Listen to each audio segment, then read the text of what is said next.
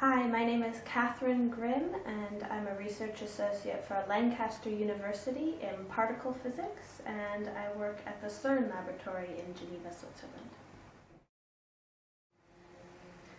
Some of the first science I remember doing was when I was 6 years old, and I wanted to know why bread always lands face down when you knock it off the counter.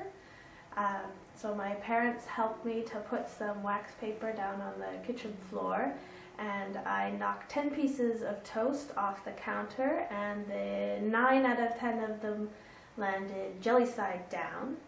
And then on a hunch, I knocked 10 more pieces of toast off the second floor balcony, and those all landed face up.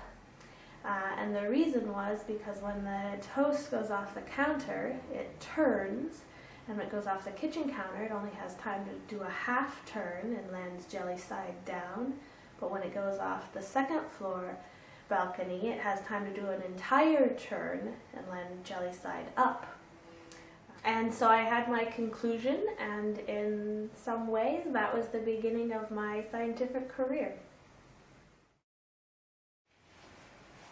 Growing up, I was always interested in nature and space and how things work. I was also interested in earthquakes. I grew up in California, and when I went to university, I had the plan to study earthquakes, so I took geology and physics. But as I was taking physics, I became more and more interested in smaller systems, in chemistry and atomic physics, and then I took particle physics, which is the study of even smaller things, subatomic and subnuclear, and at that level things in a way get simpler and simpler. There are only a few fundamental forces that govern a few different particles, and I like that things are so simple at that level.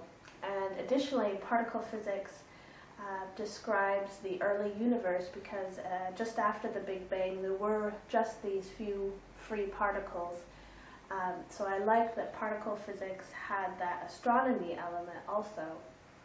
So I continued on in particle physics and then ended up here at CERN. Besides science, I also really like art. I especially love to paint. And I think that as beautiful as math and physics is, it would be really rewarding to do art for a living, especially being able to paint outside landscapes and the world around us.